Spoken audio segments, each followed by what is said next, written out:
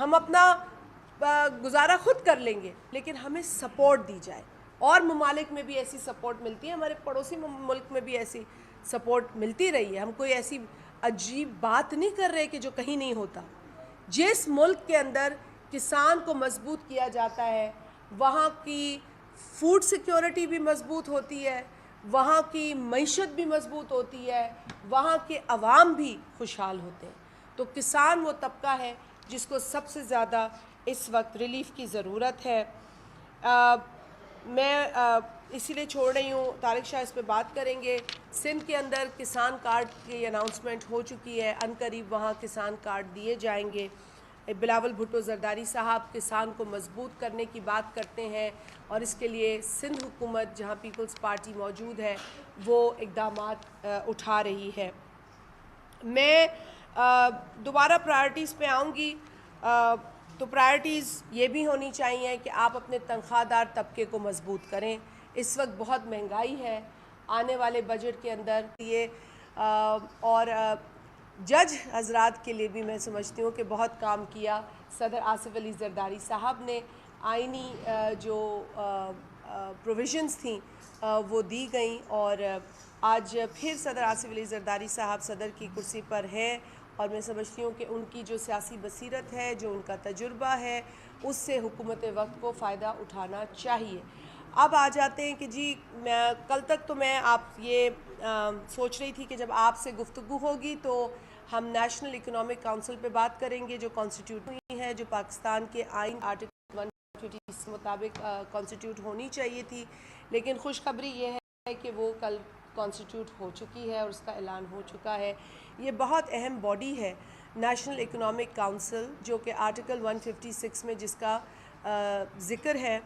اور یہ کونسل یوں بھی ضروری ہے کہ وہ ریویو کرتی ہے اکنامک کنڈیشن کو، جو ملک کے ہیں، جو معاشی کنڈیشن ہے، معاشی صورتحال ہے. اس کے ریویو کے بعد وہ ایڈوائز کرتی ہے وفاقی حکومت اور صوبائی حکومتوں کو کہ کس طرح سے پلان بنایا جائے، اور ایک ایسا پلان بنایا جائے جہاں پر برابری کی ڈیولپمنٹ پاکستان کے ہر علاقے میں نظر آئے. یہ ایک بہت اہم بات ہے، اور یہ اہم نقطہ اس لیے اہم ہے کہ آج ہم دیکھ رہے ہیں کہ ڈسپیرٹی ہے، انیکوالٹی ہے.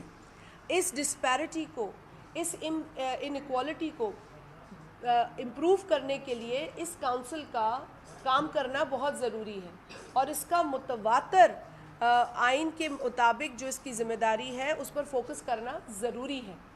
یہ کونسل ہوتی ہے تو ایکنک تشکیل دی جا سکتی ہے، کیونکہ ایکنک انہی کی ایگزیکٹو کمیٹی ہے. جب این ای سی نہیں ہوگی، ایکنک نہیں ہوگی، تو معاشی پلانز کیسے بنیں گے، ایک سمت کیسے ملے گی؟ تو شکر ہے کہ یہ کل کانسٹیٹیوٹ ہوئی ہے، اچھی بات ہے. گو کہ تھوڑی دیر ہوئی، اگر یہ پہلے کانسٹیٹیوٹ ہوتی تو مئی کے جو آخری ہفتہ ہے اس کے اندر میٹنگ ہوتی، اور آنے والے بجٹ کے اندر جو اس کے حوالے سے کچھ کام کاج نظر آتا، کچھ ڈائریکشن نظر آتا. لیکن ابھی بھی ہم حکومت کو یہ گزارش کریں گے کہ اگر یہ کل کانسٹیٹیوٹ ہوئی ہے تو فوری اس کی میٹنگ بلائیں. بجٹ آنے والا ہے، دیر ہو گئی ہے، لیکن پھر بھی وفاق اور صوبے بیٹھ کر جو آگے کی معاشی صورتحال جو آج کی ہے اس کو دیکھ کر آگے کا معاشی پلان فوری طور پر بنائیں، اور انشور کریں اس کے اندر جو آرٹیکل کی ایک تقاضا ہے کہ ایکول بنیادوں پر ملک کے اندر ڈیولپمنٹ ہو.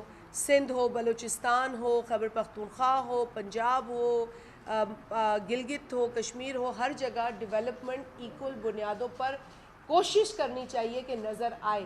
ٹھیک ہے، مشکل ہو سکتا ہے، لیکن جب ایک پروویژن ہے تو اس کو فالو کرنا ضروری ہے. آپ صوبوں کو بٹھائیں، صوبوں کی گورنمنٹس کو بٹھائیں اور ان کے ساتھ آگے کا معاشی پلان بنائیں. تو یہ بہت ضروری تھا، آپ لوگوں کے ساتھ شیئر کرنا تھا. ہم نیشنل فائنانس کمیشن ایوارڈ کی بھی بات کرتے ہیں. عرصہ گزر گیا ہے، نیا ایوارڈ نہیں آیا ہے، نیا ایوارڈ آنا چاہیے، اور اس پر بھی میں سمجھتی ہوں کہ حکومت کو جو آئینی تقاضا ہے وہ پورا کرنا چاہیے. میں کچھ ان چیزوں پر بھی بات کرنا چاہوں گی کہ حکومت کی پرائیورٹیز کیا ہونی چاہیے.